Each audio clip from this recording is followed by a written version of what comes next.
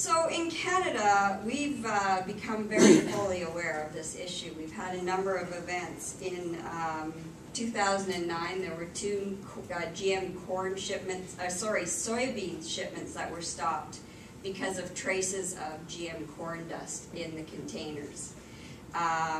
Also in 2009, there was also a mustard shipment that was going into Europe that was stopped because of GM canola. That was able to enter the country because the products were approved, but it caused some delays. And then of course the triphid flax, which we're all very familiar of, that's actually a pretty good example of low-level presence. It was fully approved in both Canada and the US. It was not approved in the US, in EU, and it was stopped at their border and found at very low levels. So what this did, unfortunately, it was an unfortunate event. It's caused large losses to our flax farmers. But what it did do was bring the issue front and center, and politically front and center. So out of this, we got a minister, our Minister Ritz, who fully understands the issue of low-level presence. He fully understands the implications to trade, and he understands and supports that a domestic low-level presence policy is important when we go out and talk to other nations and try to provide an example on what low-level presence should be. So out of that, we got a commitment. He's been doing a lot of international awareness, but we got a commitment. We got a commitment to build a domestic low-level presence policy, and we got a commitment to build awareness internationally, and to host the very first International Low-Level Presence Conference. So 2 meetings now have happened. The first one happened in Canada in Vancouver in March, and then the second one just happened in Rosario in Argentina this past September. The format of both days was that it would bring together a number of governments. The first day was a government industry day to talk about the various issues, followed by a government-to-government days. As you can see, these are the These are the participants that have occurred. Not all were out there at the first meeting. The second meeting, we also had the EU, we had Colombia, China. Japan was invited, but they weren't able to attend. So what they did, and I'll talk a little bit more about it, they made an agreement on an international statement, which all the countries that attended have endorsed, and they're working on a work plan. There is a third meeting planned for June this upcoming year. The date and the place are still under discussion.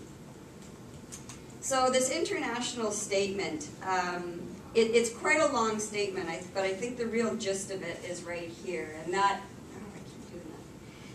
is the importance of developing practical approaches for the management of low-level presence that are science-based, predictable, and transparent. And I think, you know, the fact that we got this number of countries to come together and agree upon this is really quite an achievement. Next, this is the work plan. So as you can see, there's 6 elements of the work plan, and I'll spend a little bit of time on this. So Canada's been the lead worker on this. They started, first of all, a database for information exchange. What they put together is a questionnaire that's gone out to all the countries, asking them for their experiences. So have they had experiences?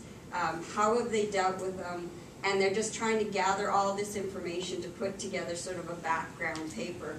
The questionnaire went out and right after the Rosario meeting, and it should be, they're working to accumulate the results. The second element is a international engagement strategy. So Argentina was leading on this, and as I said, they reached out and got a number of countries involved in the second meeting that weren't in the first, and we're now under discussion as to what are the next countries that will be coming in the third meeting. The third meeting, maybe I should mention too, because it is important. that they want to have it with an importing country. So Canada, Argentina, both been exporting countries. It's really important that the next one be an importing country. The third one is an interesting one, and again, Canada's leading on this. And the idea is if we can set up some kind of an international risk assessment body that could do an assessment on low-level presence, what this would do is it would give a risk assessment to countries that don't have the expertise to do their own risk assessment. So they could take this and they could incorporate it into their own risk management decisions. So it would help those countries that aren't able. It would bring a proactive approach, and it would also provide some consistency among different countries. So the concept right now is looking at potentially being housed within FAO or Codex, but there's a number of different strategies that they're looking at and developing to bring forward at the next meeting.